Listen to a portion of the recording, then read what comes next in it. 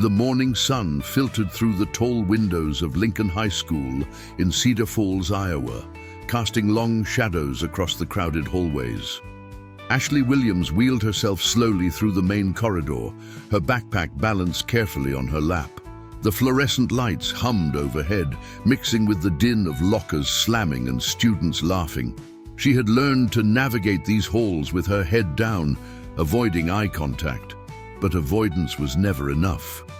"Look who's blocking the hallway again," came the sharp voice of Brandon Cooper, a tall senior with perfectly styled blonde hair and a Letterman jacket draped over his shoulders.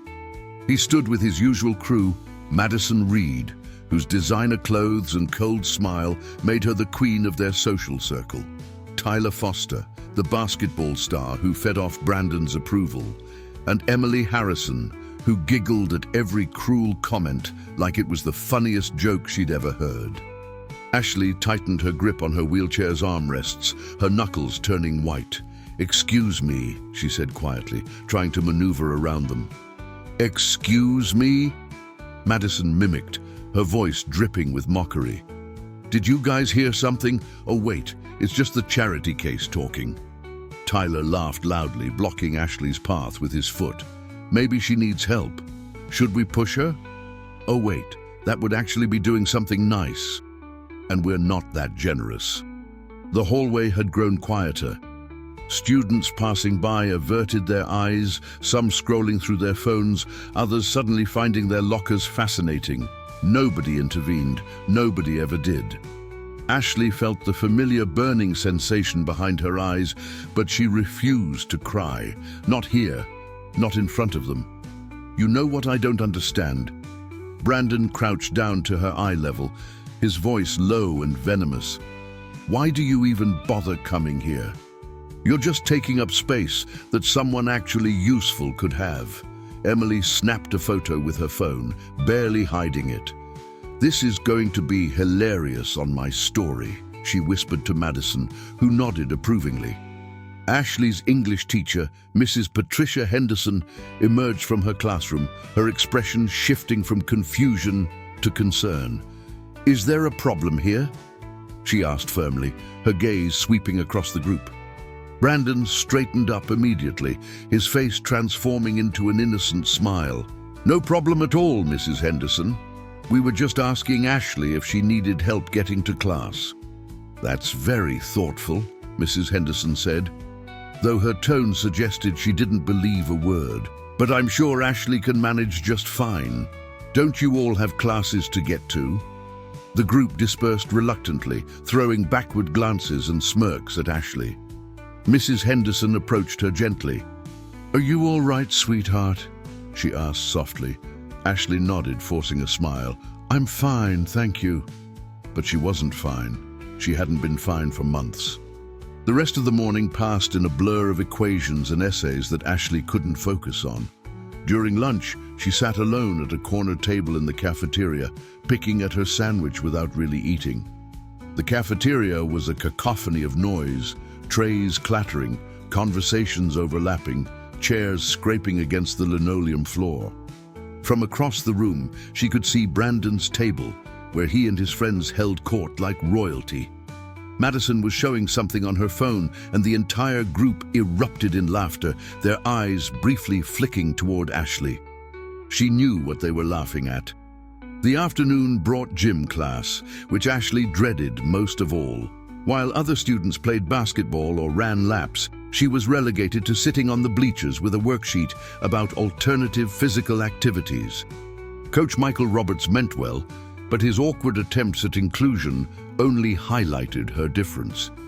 "Ashley, you can help me keep score," he offered, handing her a clipboard. She took it with a polite smile, watching as her classmates ran and jumped and moved in ways she couldn't. Tyler deliberately threw the ball in her direction once, forcing her to duck as it sailed past her head. "Oops, my bad," he called out, not sounding sorry at all. Coach Roberts blew his whistle sharply. "Foster! Watch where you're throwing. One more stunt like that and you're benched." Tyler shrugged, jogging back to the game, but not before shooting Ashley a look that promised more trouble later. After school, Ashley wheeled herself to the main exit, relieved the day was finally over. The November air was crisp and cold, carrying the scent of fallen leaves and approaching winter. The parking lot was crowded with students heading to their cars or waiting for rides. Her mother, Linda Williams, was supposed to pick her up at 3:30. Ashley checked her phone, 3:35. She pulled her jacket tighter around herself, trying to ignore the groups of students streaming past her. "Well, well, well," came a voice that made her stomach drop. "Look who's all alone."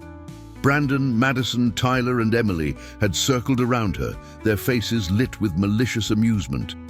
This time, there were no teachers nearby, no adults to interrupt. "What's wrong, Ashley?"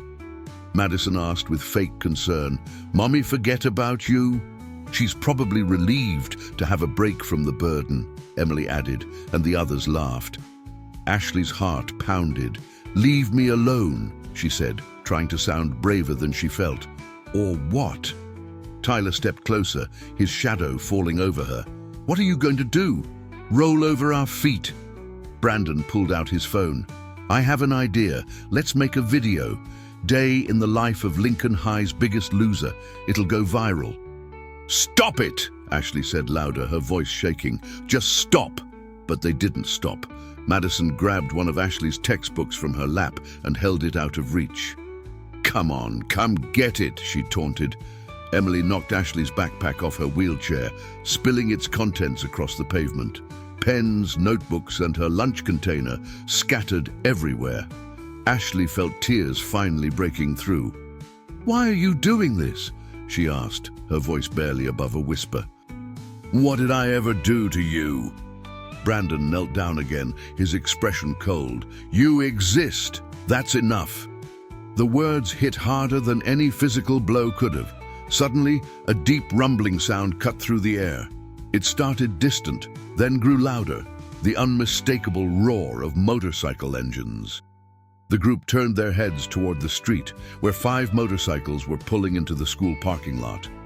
The bikes were impressive, Harley-Davidsons mostly, chrome gleaming in the afternoon sun.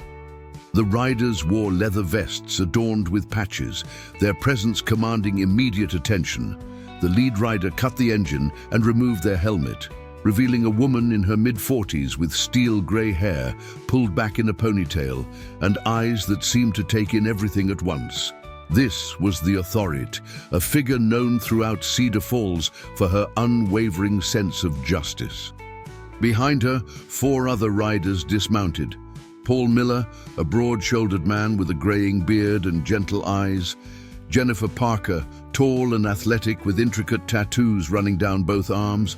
Rick Thompson, younger than the others, but with an intensity that commanded respect. And Olivia Carter, whose warm smile contrasted with her intimidating appearance. "Afternoon," the Authority said calmly, her voice carrying across the parking lot. She walked toward the group with measured steps, her boots clicking against the pavement. Brandon straightened up, trying to look unbothered. "Can we help you?" he asked with forced confidence. The Authority's gaze swept over the scattered belongings on the ground, then settled on Ashley's tear-streaked face. Understanding flickered in her eyes. "Actually," she said, her tone still calm but with an edge of steel, "I think the question is, can we help her?" The parking lot had grown silent except for the cooling ticks of the motorcycle engines. Students who had been heading to their cars now stood frozen, watching the confrontation unfold. Some pulled out their phones, but unlike Emily's earlier cruelty, these recordings carried a different energy, anticipation mixed with hope. Brandon recovered quickly from his initial surprise. "This is school property," he said, crossing his arms. "You can't just roll up here and what?" Paul Miller stepped forward, his presence alone making Brandon take an instinctive step back. "We can't witness what looks like 4 teenagers harassing someone half their size." Madison flipped her hair defensively. "We weren't harassing anyone. We were just talking." Jennifer Parker knelt down and began gathering Ashley's scattered belongings with deliberate care. "Talking," she repeated flatly, picking up a notebook that had been stepped on, its pages crumpled. Is that what you call throwing someone's things on the ground? Rick Thompson positioned himself between Ashley and the group of four, his arms crossed. He didn't say anything, but he didn't need to. His stance made it clear that any further aggression would have to go through him first. Olivia Carter approached Ashley gently, crouching beside her wheelchair. "Hey there," she said softly, her voice a stark contrast to the tension in the air. "You okay, sweetheart?" Ashley wiped at her eyes quickly, embarrassed by her tears. "I'm fine," she managed, though her voice still trembled. "You don't look fine," Olivia said kindly. She helped Jennifer collect the last of Ashley's belongings, carefully placing each item back in the backpack. "How long has this been going on?" Ashley hesitated, glancing at Brandon and his crew. The fear of retaliation was automatic, ingrained from months of torment.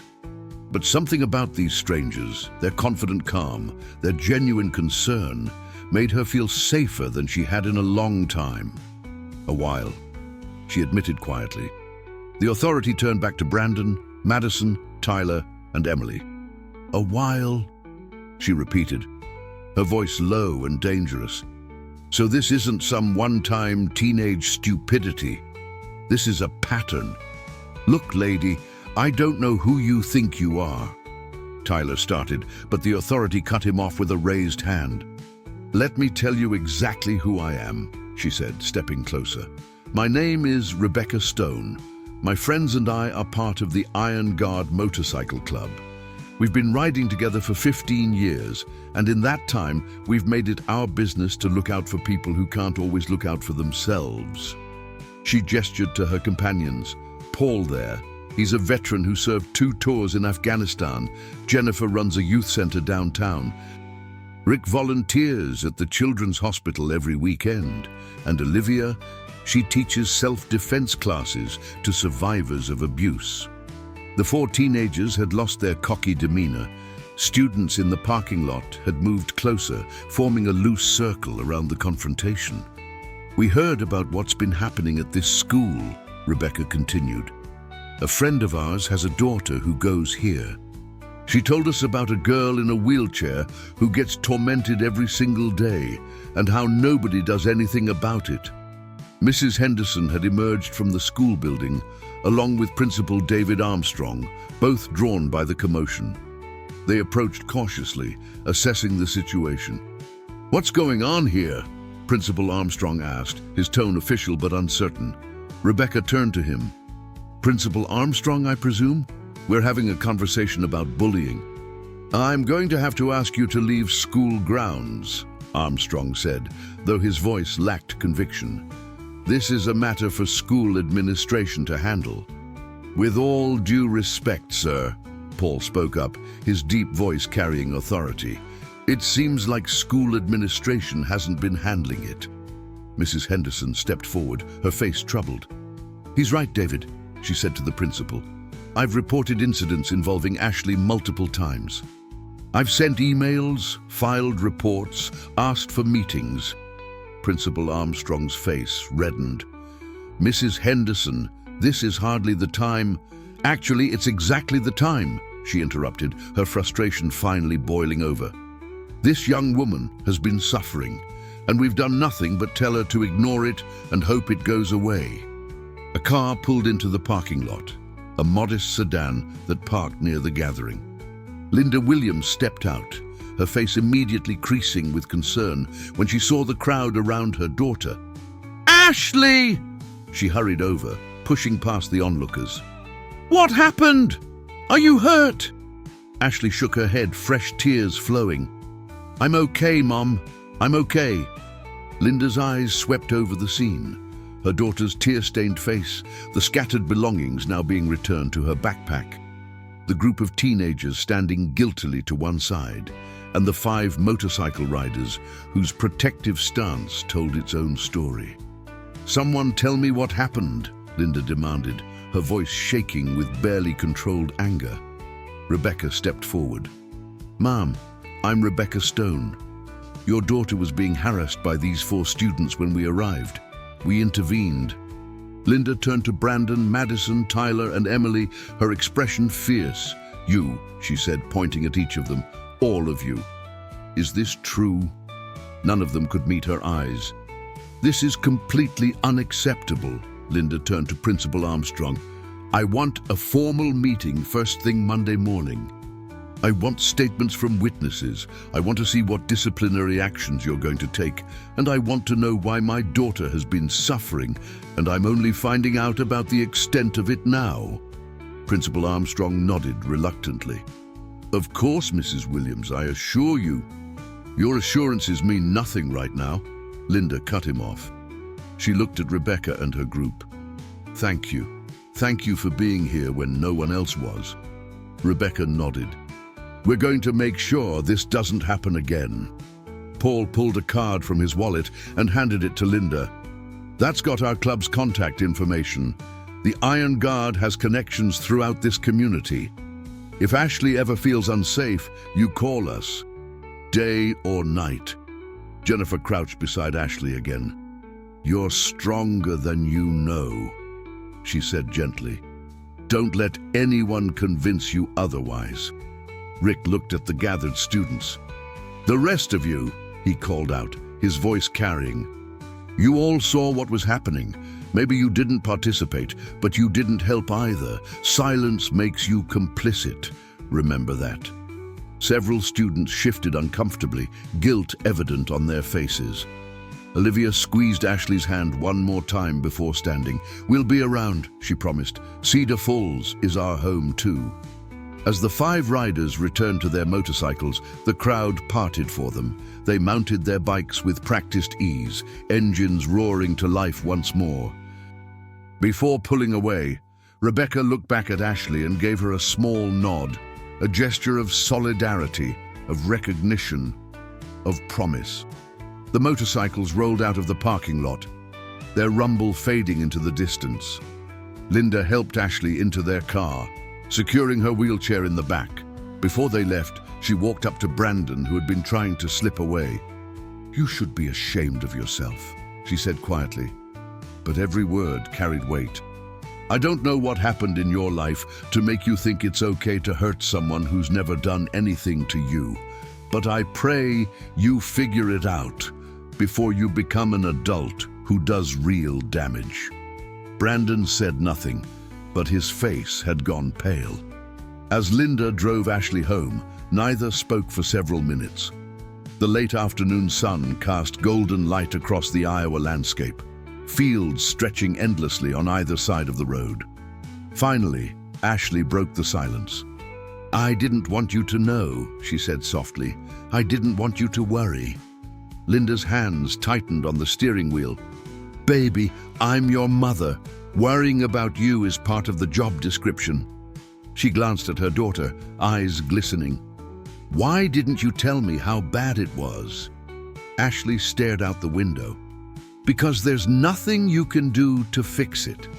You can't make my legs work again. You can't make people like me. I thought if I could handle it on my own, maybe I'd be less of a burden." Linda pulled the car over to the side of the road and turned to face her daughter fully. "Ashley Marie Williams, you listen to me," she said, her voice thick with emotion. "You are not, and have never been, a burden. You are my daughter, and you are perfect exactly as you are. Those kids who hurt you, they're the ones with the problem, not you." Ashley's tears came freely now. "It just hurts so much, Mom. Every day it hurts." Linda unbuckled her seatbelt and pulled Ashley into a tight embrace. "I know, baby, I know, but we're going to fight this together. And apparently, we've got a motorcycle club backing us up." Despite everything, Ashley laughed through her tears. "They were pretty amazing, weren't they?" "They were exactly what you needed," Linda agreed. "Angels on motorcycles." Monday morning arrived with the kind of cold that made breath visible and fingers numb. Ashley sat in the passenger seat of her mother's car, staring at Lincoln High School's entrance with a knot of anxiety in her stomach. The events of Friday felt both distant and immediate. like a dream she couldn't quite shake off. "You ready?" Linda asked gently, though she made no move to open her door yet. Ashley took a deep breath. "As ready as I'll ever be." The principal's office meeting was scheduled for 7:30 before most students arrived. As they made their way through the quiet hallways, Ashley noticed something different. Small groups of students who were there early stopped talking and watched her pass. But their expressions weren't mocking. Some looked guilty. Others offered tentative smiles. Principal Armstrong's office was already occupied when they arrived. Mrs. Henderson was there, along with the school counselor, Ms. Rachel Bennett, and the district's legal representative, Mr. Thomas Fitzgerald. Brandon Cooper's parents, Richard and Catherine Cooper, sat stiffly on one side of the room, their son between them looking smaller than Ashley had ever seen him. "Mrs. Williams, Ashley, please come in." Principal Armstrong gestured to empty chairs. His demeanor was markedly different from Friday, professional, serious, and notably apologetic. What followed was 2 hours of statements, video evidence from other students who had finally come forward, and a detailed review of the school's anti-bullying policies that had clearly been inadequately enforced. Brandon was suspended for 2 weeks, with mandatory counseling sessions and community service hours required before he could return. Madison, Tyler, and Emily faced similar consequences in separate meetings throughout the morning. "I want to apologize," Principal Armstrong said directly to Ashley, his voice sincere. "The school failed you. I failed you. What happened Friday should never have been necessary because we should have acted long before it reached that point." Mrs. Henderson spoke up. "I've been pushing for a more comprehensive inclusion and anti-bullying program. As of this morning, the district has approved funding for it. We'll be bringing in specialists, conducting assemblies, and implementing a peer support system." "That's good," Linda said carefully, "but my daughter still has to walk or roll these halls every day. What's going to protect her when the cameras aren't on?" "We've identified several students who have expressed interest in being part of a student advocacy group," Ms. Bennett explained. "They want to help create a safer environment." Before Ashley could respond, there was a knock on the office door. Principal Armstrong's secretary peeked in apologetically. "I'm sorry to interrupt, but there are some people here who say they're expected." Through the doorway walked Rebecca Stone, still in her leather vest, despite the professional setting. Behind her were Paul, Jennifer, Rick, and Olivia, all looking equally out of place and completely unbothered by it. "Hope you don't mind us crashing the party," Rebecca said, her tone polite but firm. "We wanted to follow up on Friday's incident." Principal Armstrong looked flustered. "This is a private meeting. That involves the safety of a student we've taken an interest in," Paul cut in smoothly. "We're not here to cause problems. We're here to make sure there's accountability." Linda surprised everyone by standing and shaking Rebecca's hand. "Please, join us." "I'd like them here," she added, looking at Principal Armstrong with a challenge in her eyes. The presence of the Iron Guard members shifted the entire dynamic of the meeting. When Mr. Fitzgerald began talking about liability concerns and protecting the school's reputation, Rick leaned forward with a hard look. "With respect," he said, his voice calm but edged with steel, "maybe the school should have been more concerned about protecting its students." Jennifer addressed Ashley directly. "How are you doing?" she asked, ignoring the adults' political dance. "Better," Ashley answered honestly. "Scared about coming back, but better." "Fear's natural," Olivia said. "Courage isn't the absence of fear. It's acting despite it." By the time the meeting concluded, several concrete changes had been committed to, weekly check-ins between Ashley and Ms. Bennett, a buddy system for transitions between classes, immediate investigation protocols for any reported incidents, and monthly community forums about inclusion and respect. Brandon's father, Richard Cooper, approached Linda and Ashley before leaving. He looked haggard, aged by shame. Mrs. Williams, Ashley, I don't know what to say except I'm sorry. We had no idea Brandon was... He struggled to find words. There's no excuse. We're getting him help. Real help. Ashley nodded, not quite ready to forgive, but recognizing the sincerity. I hope it helps him, she said quietly. The school day began with an emergency assembly. The gymnasium filled with confused students, the bleachers packed, voices echoing off the high ceiling. When Principal Armstrong took the microphone, the room gradually quieted.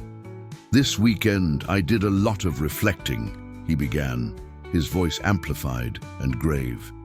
Some incidents occurred on Friday that forced me to confront some hard truths about our school culture. We have a bullying problem, we have an inclusion problem, and we have a silence problem. Whispers rippled through the crowd. Effective immediately. We're implementing new policies and programs, Armstrong continued. But policies are just words on paper if we don't commit, all of us, to treating each other with basic human dignity. Mrs. Henderson took the microphone next. Some of you witnessed what happened Friday. Many of you have witnessed incidents like it before. Today, I'm asking you to think about what kind of people you want to be. Bystanders who let cruelty happen, or upstanders who say, "Not in my school." Ashley sat with her mother in the front row, feeling hundreds of eyes on her. It was mortifying and empowering at once. A hand raised in the bleachers. A sophomore named Daniel Martinez stood up. "Can I say something?" he asked hesitantly. Principal Armstrong nodded. Daniel took a deep breath. "I've seen stuff happen to Ashley and to other people, and I never said anything because I was scared of becoming a target too.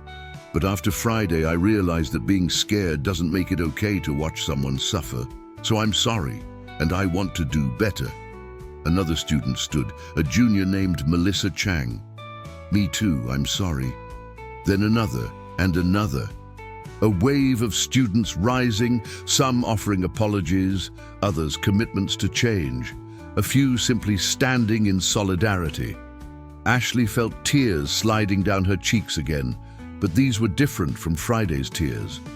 These came from a place she'd forgotten existed: hope. Later that week, Ashley was working at her locker between classes when someone approached. She tensed automatically, but relaxed when she saw it was Daniel Martinez, the student who had spoken at the assembly. "Hey, Ashley," he said nervously, shifting his backpack. "I just wanted to say, not just at the assembly, but to you directly. I'm really sorry for not helping." "Thank you," Ashley said, meaning it. "That actually means a lot." "Some of us are starting a club," Daniel continued, gaining confidence. "It's like a diversity and inclusion thing. We want to make sure what happened to you doesn't happen to anyone else. Would you maybe want to be part of it?"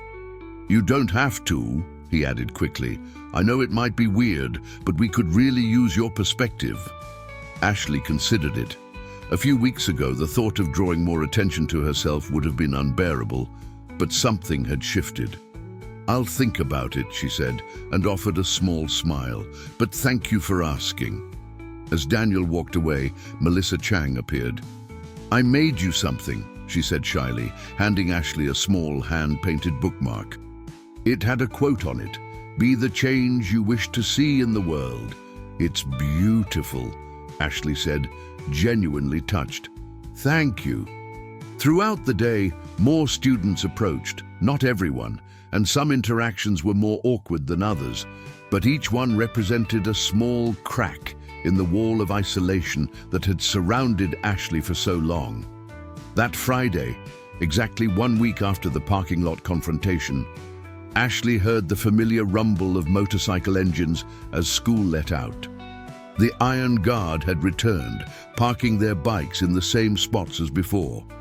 This time, their arrival drew excited reactions from students rather than uncertain silence. Some waved, others approached to thank them. Rebecca walked up to Ashley with a warm smile. "How was your week?" she asked. "Different," Ashley answered honestly. "Really different. Better." "Glad to hear it," Paul said, joining them. "We've been checking in with Principal Armstrong. Sounds like real changes are happening." Jennifer had brought something, a leather bracelet with a small silver charm in the shape of a motorcycle wheel.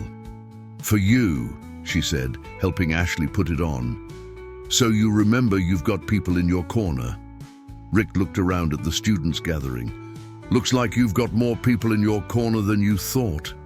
It was true. Students who had previously ignored Ashley now greeted her.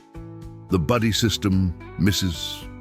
Henderson had implemented meant she always had someone to walk or roll with between classes. The school felt different, like a weight had been lifted. "You did this," Rebecca said quietly, catching Ashley's eye. "Not us. We just showed up for one moment. You're the one showing up every day." "I don't feel brave," Ashley admitted. "Brave people rarely do," Olivia replied with a knowing smile. "That's what makes them brave." As the Iron Guard prepared to leave, Daniel and Melissa approached with several other students. Excuse me?" Daniel addressed Rebecca. "We wanted to thank you for what you did, and to ask, would you maybe be willing to come speak to our new inclusion club about standing up for what's right?" Rebecca looked at her fellow riders, who nodded. "We'd be honored," she said. The motorcycles rolled out once more, but this time Ashley didn't watch them leave with desperation. She watched them leave knowing they'd be back, and more importantly, knowing she didn't need them to be. She had found her own strength. She just needed someone to show her it had been there all along. 3 weeks had passed since the parking lot incident, and Lincoln High School was genuinely changing. The hallways felt different, not perfect, but softer somehow, with more awareness and less casual cruelty. Ashley had become part of the Students for Inclusion Club, which met every Thursday after school. The group had grown to 23 members, each committed to creating a more welcoming environment. But transformation was never simple. Brandon Cooper returned to school on a grey Monday morning in early December. Word spread quickly through the hallways, carried in whispers and sidelong glances. Ashley heard about it third period, when Melissa leaned over during their biology class. "He's back," she whispered, her expression concerned. "Are you okay?" Ashley's stomach tightened, but she nodded. "I knew he'd have to come back eventually," she said, though her hands trembled slightly as she took notes. Brandon looked different. His usual swagger was gone, replaced by hunched shoulders and downcast eyes. He avoided the cafeteria at lunch, ate alone in the library, and didn't rejoin his friends, or rather, his former friends, as Madison, Tyler, and Emily seemed to have collectively decided to distance themselves from him. Ashley saw him properly for the first time in the hallway between 5th and 6th period. They were moving in opposite directions, and for a brief moment their eyes met. Brandon's face flushed, and he looked away quickly, but not before Ashley saw something she'd never seen there before: genuine shame. He hurried past without a word. "That was weird," Daniel, who had been walking with Ashley, commented. "I kind of expected him to say something." "What could he say?" Ashley replied quietly. "Sorry I made your life hell. Some things don't have easy fixes." 2 days later, Ashley stayed after school for the Inclusion Club meeting. They were planning a December event focused on celebrating different abilities and breaking down stigmas. Jennifer Parker from the Iron Guard had agreed to speak, and the group was working out logistics. As the meeting ended and students began packing up, Ashley noticed someone hovering near the doorway. It was Brandon. Most of the other students noticed him too, and the friendly atmosphere chilled. Daniel stood protectively closer to Ashley. Can I talk to you?" Brandon asked, his voice barely audible. "Just for a minute, please." Ashley's first instinct was to refuse. She didn't owe him anything. But there was something in his posture, a brokenness that looked familiar because she'd felt it herself, that made her pause. "It's okay," she said to Daniel and the others. "I'll be fine." "We'll be right outside," Daniel said firmly, shooting Brandon a warning look. When they were alone, Brandon didn't move from the doorway, as if afraid to come closer. "I don't know how to do this," he began, his voice shaking. "I've been in therapy for 3 weeks, and my therapist said I should talk to you, but she also said I should only do it if it's what you want, not what I need. And now I'm here, and I don't even know if—" "Brandon," Ashley interrupted gently, "take a breath." He did, closing his eyes briefly. When he opened them, they were red-rimmed. "I'm sorry," he said, and the words came out like they'd been physically painful to speak. "I'm so sorry for everything I did to you, everything I said, every time I made you feel small or scared or worthless." Ashley said nothing, letting him continue. "My therapist helped me understand that I was taking out my own stuff on you," Brandon continued, words tumbling out now. "My dad, he's really hard on me. Nothing I do is ever good enough. And I felt so powerless and angry all the time, and instead of dealing with that, I found someone I thought was weaker than me, and I hurt you so I could feel strong." He wiped at his eyes roughly. "That's not an excuse. There is no excuse. I knew what I was doing was wrong, and I did it anyway because it made me feel better about my own miserable life, and that makes me a terrible person." "It makes you a person who did terrible things," Ashley said quietly. "There's a difference." Brandon looked up at her, surprised. "I'm not saying I forgive you," Ashley continued, choosing her words carefully. "I don't know if I can or if I will. What you did hurt me in ways that don't just go away because you apologized, but I appreciate you saying it, and I appreciate you trying to understand why you did it." "I don't expect your forgiveness," Brandon said quickly. "I just wanted you to know that I see it now. I see how much I hurt you, and I'm going to spend however long it takes trying to be better.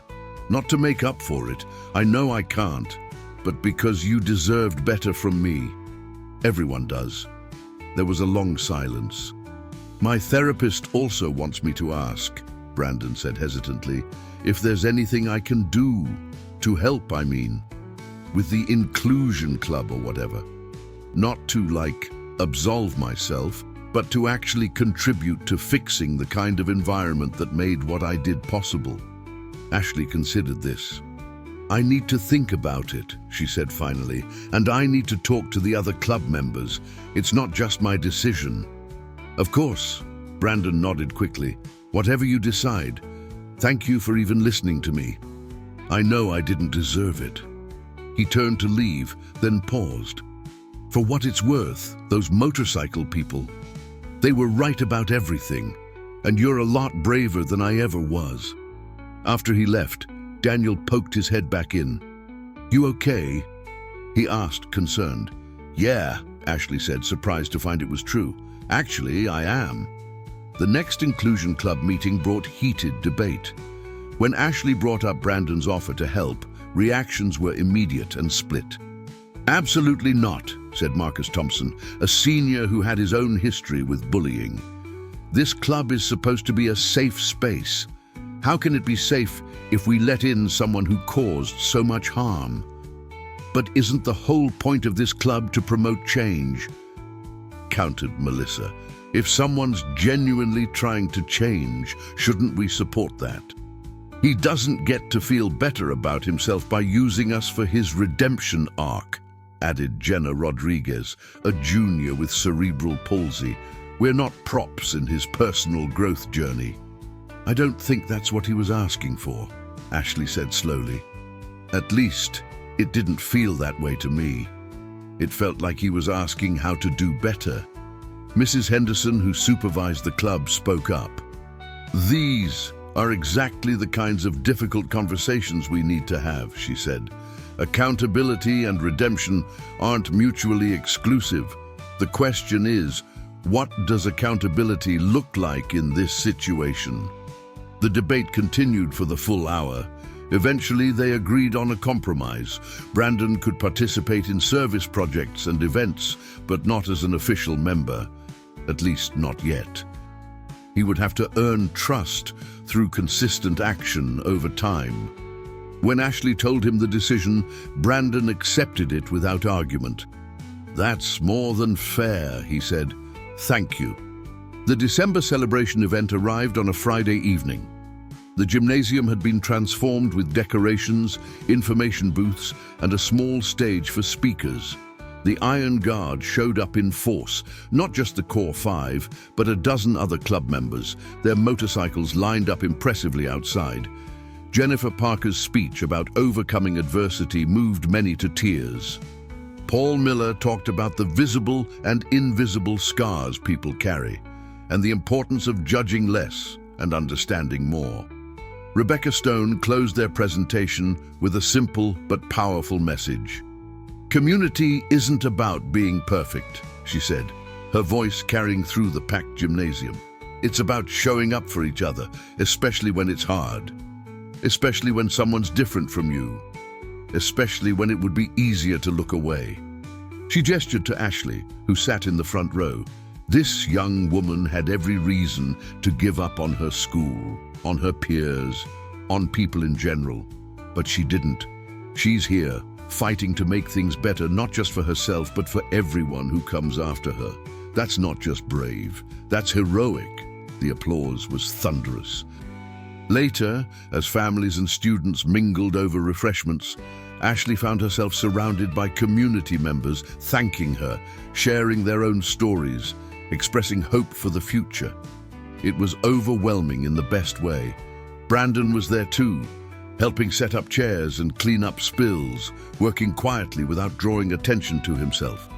At one point, an older woman, someone's grandmother, dropped her purse, contents scattering. Brandon immediately crouched down to help collect everything, gentle and respectful. Ashley watched, and something shifted in her chest. It wasn't forgiveness, not yet, but it was acknowledgement that people could change, that they were more than the worst things they'd done. As the evening wound down, Rebecca approached Ashley one last time.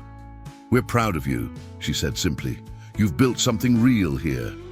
"I had help," Ashley replied, smiling. "A lot of help." "That's how it's supposed to work," Rebecca said, returning the smile. "Nobody fights alone, not if they don't have to." Watching the Iron Guard ride off into the December night, Ashley felt something she hadn't felt in a very long time. Genuine excitement for the future. There would still be hard days, still be setbacks, still be people who didn't understand. But she wasn't facing them alone anymore. And that made all the difference. January brought snow to Cedar Falls, blanketing everything in pristine white. Lincoln High School's hallways carried a different energy now. Not perfect, never perfect, but noticeably improved. The Students for Inclusion Club had grown to 37 members, and their initiatives were spreading throughout the district. Ashley wheeled through the halls with Daniel and Melissa flanking her, discussing their upcoming presentation to the school board. They were proposing district-wide accessibility audits and inclusion training for all staff. "Nervous?" Daniel asked as they approached their English classroom. "Terrified," Ashley admitted with a laugh. "But good terrified, if that makes sense." It did make sense.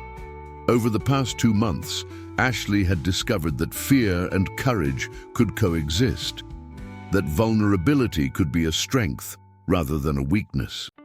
She'd found her voice in club meetings, speaking up about barriers and solutions. She'd even been interviewed by the local newspaper, and the article had sparked conversations throughout the community.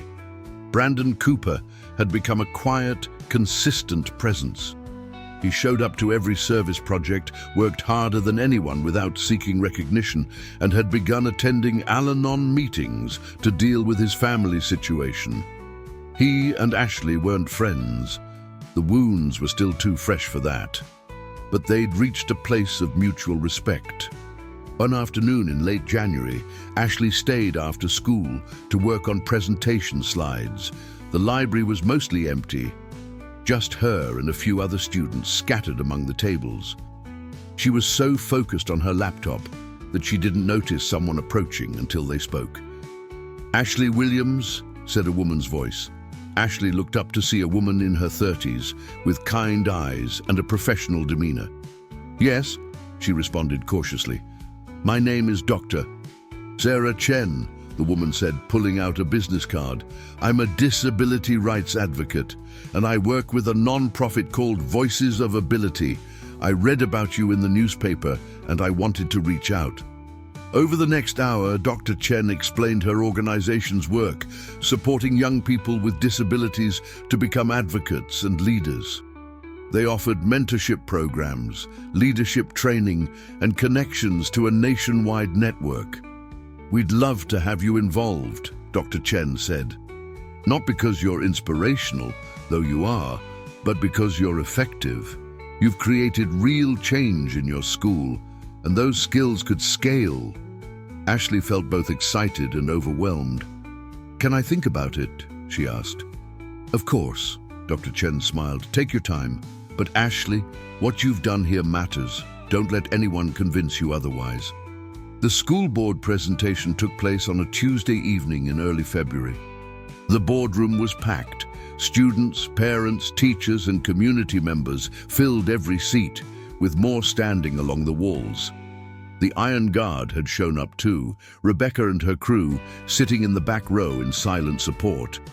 Ashley's hands shook as she wheeled up to the microphone. Linda sat in the front row, giving her daughter an encouraging nod. Daniel and Melissa were beside her, ready to present their portions. "Good evening," Ashley began, her voice stronger than she felt. "My name is Ashley Williams, and 3 months ago I dreaded coming to school every single day." She told her story, not with anger or self-pity, but with clear-eyed honesty about what had happened and what had changed. She talked about the cost of inaction, the power of intervention, and the responsibility schools had to create environments where all students could thrive. Daniel presented data about accessibility barriers throughout the district. Melissa shared testimonials from other students with various disabilities about their experiences. Together, they made a comprehensive case for systematic change. When they finished, the boardroom erupted in applause. Questions followed, some supportive, others concerned about budget implications. Ashley answered each thoughtfully, prepared with research and examples from other districts that had implemented similar programs successfully.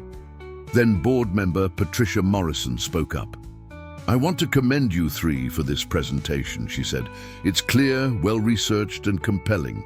I move that we approve funding for a pilot accessibility audit program, starting with Lincoln High School and expanding based on results." The motion passed unanimously. As the meeting adjourned, people swarmed Ashley, Daniel, and Melissa with congratulations. Rebecca pushed through the crowd with her characteristic confidence. "Not bad, kid," she said to Ashley with a proud grin. "Not bad at all." "We couldn't have done it without you," Ashley said sincerely, "if you hadn't shown up that day." "We showed up for one moment," Rebecca interrupted gently. "You showed up for every moment after. That's the harder part." Paul joined them, holding something. "The club took a vote," he said, presenting Ashley with a custom leather vest patch. It bore the Iron Guard logo with words beneath it, "Honorary Member." "You don't ride with us," Paul continued, "but you ride for the same things we do. Justice, community, standing up for those who can't stand up for themselves. That makes you one of us." Ashley's eyes filled with tears as she accepted the patch. "Thank you," she whispered, "for everything." Spring arrived gradually, melting snow, giving way to green grass and budding trees. The accessibility audit was underway at Lincoln High, identifying barriers and proposing solutions. The Inclusion Club had expanded its reach, partnering with clubs at other schools to share best practices. Ashley had accepted Dr. Chen's invitation to join Voices of Ability. She now attended monthly meetings with other young advocates, learning about policy, organizing, and leadership. It was challenging work, but it felt purposeful in a way nothing else ever had. Brandon Cooper had officially applied for club membership in March. The vote was close, but ultimately positive, with Ashley abstaining to let the others decide. He'd proven himself through months of consistent action and genuine change. He'd even started his own initiative, a peer support group for students dealing with difficult family situations. One April afternoon, Ashley and Brandon found themselves working together on a joint project, a presentation about the connection between home environment and school behavior. It was still somewhat awkward, but the tension had softened. "Can I ask you something?" Brandon said during a planning session. "Sure," Ashley replied, not looking up from her notes. "Do you think people can really change?" he asked quietly. "Like, fundamentally?" Ashley considered the question. "I think people can choose to change," she said finally. "I don't know if it's fundamental or if it's just choosing differently every day. But yeah, I think it's possible." "Do you think I have?" Brandon asked, and there was genuine vulnerability in his voice. "Changed, I mean." Ashley finally looked at him directly. "I think you're trying really hard to," she said honestly, "and I think that matters." It wasn't a declaration of forgiveness or friendship, but it was recognition, and sometimes that was enough. The school year ended with the Inclusion Club hosting a celebration event in May. They'd accomplished so much, implemented new policies, changed the school culture, inspired other schools to follow suit.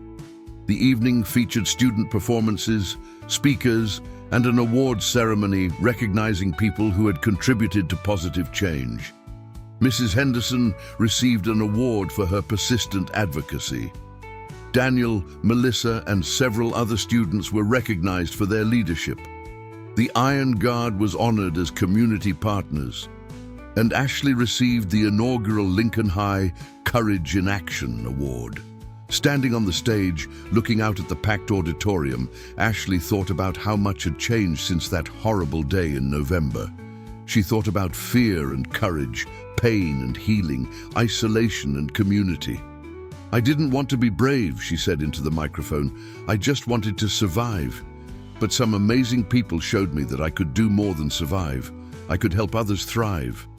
That's what courage really is, I think, using your pain to prevent someone else's." She looked at her mother, tears streaming down Linda's face, at Rebecca and the Iron Guard, nodding with approval, at her friends in the Inclusion Club, at Mrs. Henderson, at the students who had found the courage to change. "Thank you," Ashley continued, her voice strong and clear. "Thank you for showing up, for caring, for doing the hard work of building a better community. This award isn't just for me, it's for every single person in this room who chose kindness over cruelty, action over silence, hope over despair." The standing ovation lasted for 3 full minutes. After graduation, Daniel and Melissa's, not Ashley's, as she was only a sophomore, the Inclusion Club held an informal gathering at a local park. The Iron Guard rode in for one last visit before summer scattered everyone. Rebecca pulled Ashley aside as the sun set, painting the sky in shades of orange and pink. "You know we're not going anywhere, right?" Rebecca said. "Cedar Falls is our home. We'll always be around." "I know," Ashley smiled, "but I also know I don't need rescuing anymore." "You never did," Rebecca replied. "You just needed someone to remind you how strong you already were." They stood in comfortable silence, watching Ashley's friends laughing and talking, watching the community that had been built from pain and perseverance. "What's next for you?" Rebecca asked. Ashley thought about Dr. Chen's mentorship, about the advocacy work she was passionate about the voice she'd discovered she had. "I don't know exactly," she said, "but I'm excited to figure it out." As the evening drew to a close, the Iron Guard prepared to ride out one last time. Their engines roared to life, a sound that no longer signaled rescue, but rather celebration, a reminder of where the journey had begun and how far everyone had traveled. Paul approached Ashley with something in his hands, a leather-bound journal. "For your story," he said. "We have a feeling you're not done writing it yet." Jennifer hugged her tightly. "Remember, courage isn't something you find once and keep forever. It's something you choose, again and again. Rick gave her a firm handshake. "You changed this town," he said simply. "Don't ever forget that." Olivia knelt beside Ashley's wheelchair one final time. "The world needs more people like you," she said softly. "People who turn their pain into purpose. Keep fighting the good fight." Rebecca was the last to say goodbye. She placed both hands on Ashley's shoulders, looking her directly in the eyes. "You know what the difference is between someone who survives and someone who thrives?" Rebecca asked. Ashley shook her head. "Survivors endure. They make it through," Rebecca said. "But people who thrive, they take what tried to break them and use it to build something beautiful. You didn't just survive, Ashley. You thrived, and you helped everyone around you thrive too." "I couldn't have done it without you," Ashley said, her voice thick with emotion. "Maybe not," Rebecca acknowledged. "But we couldn't have done it without you either. We gave you a moment. You gave this community a movement. That's all you, kid." The motorcycles pulled out in formation, their taillights glowing red in the gathering dusk. Students, teachers, parents, and community members waved as the Iron Guard rode off, not into the sunset, but into the heart of Cedar Falls, their home, Ashley's home, everyone's home. Ashley watched them go, the leather patch they'd given her clutched in her hands. Around her, the celebration continued. Laughter, music, the clinking of glasses, the warmth of community. Her mother appeared beside her, wrapping an arm around her shoulders. "How are you feeling, sweetheart?" Linda asked. Ashley thought about the question carefully. She thought about the girl she'd been in November, scared, isolated, convinced she was a burden. She thought about the girl she was now, still scared sometimes, but no longer alone, no longer silent, no longer convinced her differences made her less. "I feel hopeful," Ashley said finally, smiling up at her mother. "I feel like maybe I can make a real difference." "You already have," Linda said, kissing the top of her daughter's head. "You already have." As stars began to appear in the darkening sky, Ashley looked around at the community that had formed around her, imperfect, still learning but genuinely trying.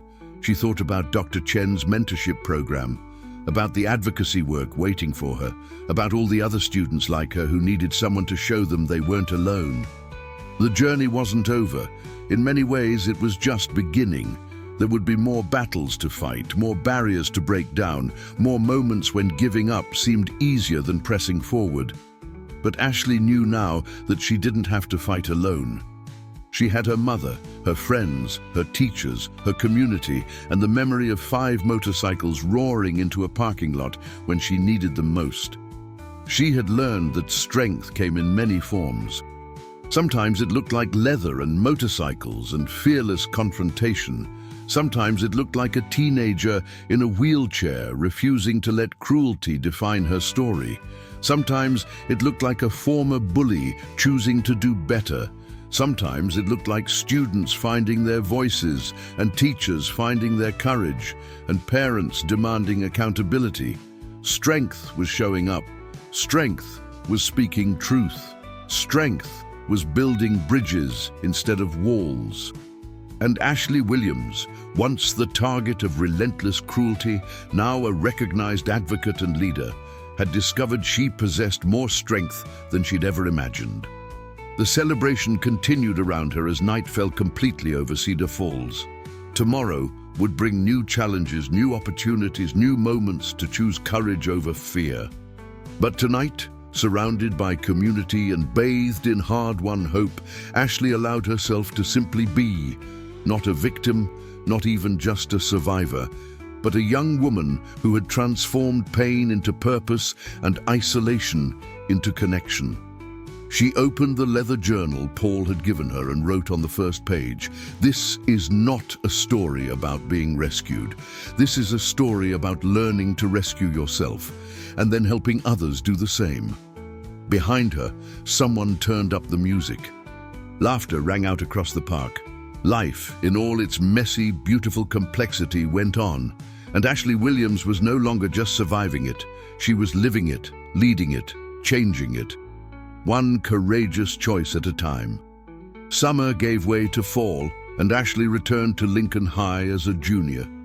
The accessibility audit had resulted in concrete improvements: ramps, automatic doors, adjusted desk heights, and sensory-friendly spaces. But more than the physical changes, the culture had shifted. New students arriving at Lincoln heard the story of the girl in the wheelchair and the motorcycle club that stood up for her. They heard about the movement that followed, the policies that changed, the community that decided to do better. It became part of the school's identity, not its shameful past, but its proud transformation. Ashley continued her advocacy work, speaking at schools throughout Iowa about inclusion and standing against bullying. She became a regular columnist for Voices of Ability's blog, sharing her insights and experiences. Her story was featured in national publications, inspiring similar movements in communities across the country.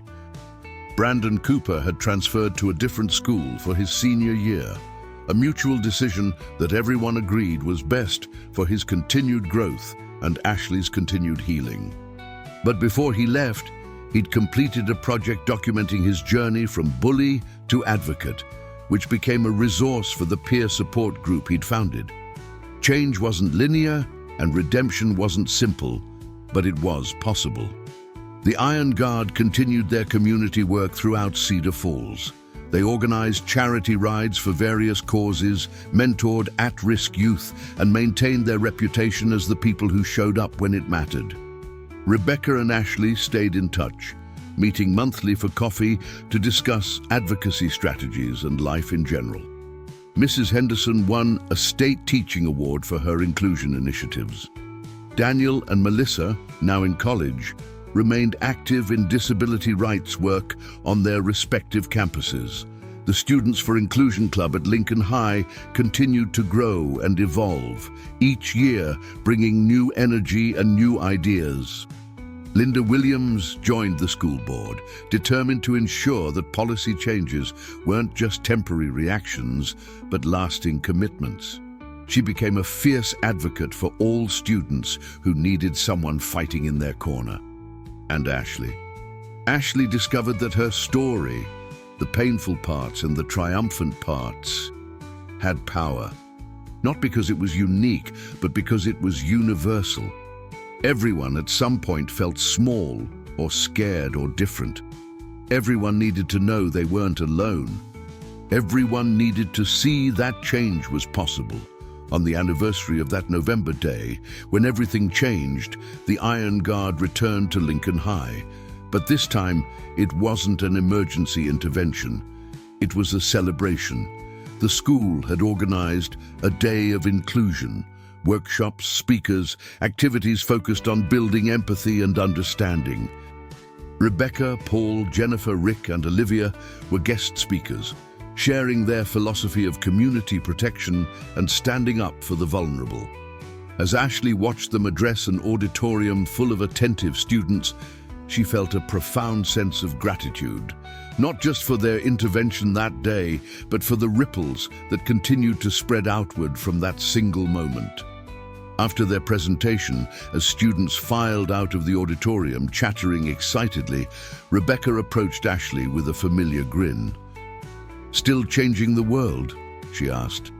"Trying to," Ashley replied with a smile. "Taking it one day at a time."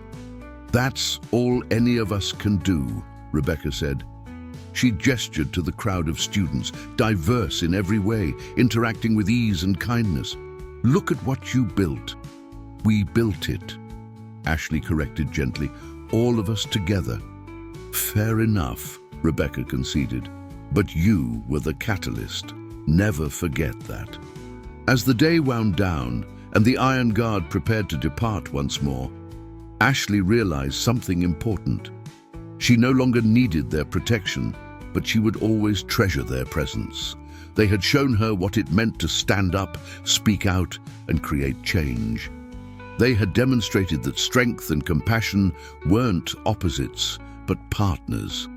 The motorcycles roared to life one more time, that familiar sound that would forever mean help is here and you are not alone to Ashley. As they rode away, she didn't feel sadness. She felt ready. Ready for whatever challenges lay ahead.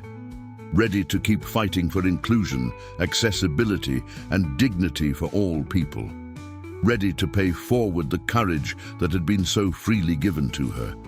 The sun set over Cedar Falls, painting the sky in brilliant oranges and purples. Ashley wheeled herself toward her mother's car, her leather vest patch proudly displayed on her backpack. Tomorrow would bring new opportunities to make a difference. Tomorrow would bring new chances to choose courage. But tonight, Ashley Williams allowed herself to feel proud.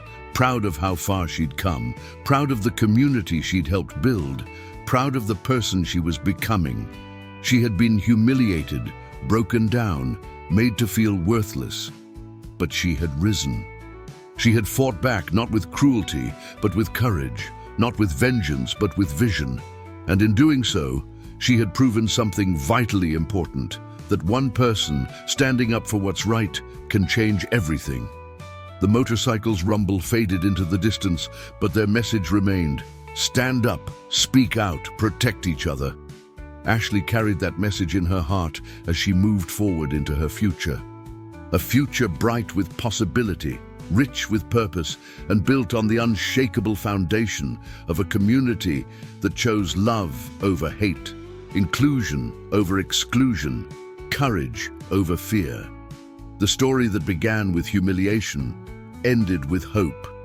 And that hope would light the way for countless others who needed to know they weren't alone. The valiant had tried to humiliate her. The motorcyclists had intervened.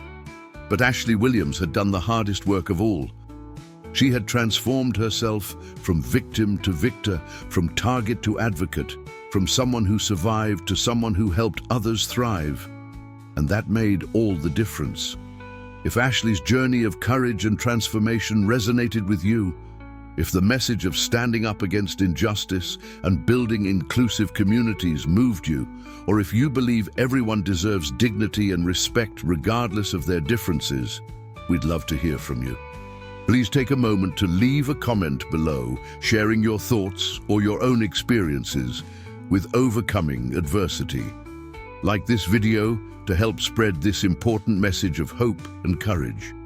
Subscribe to our channel for more inspiring stories that celebrate the strength of the human spirit and the power of community.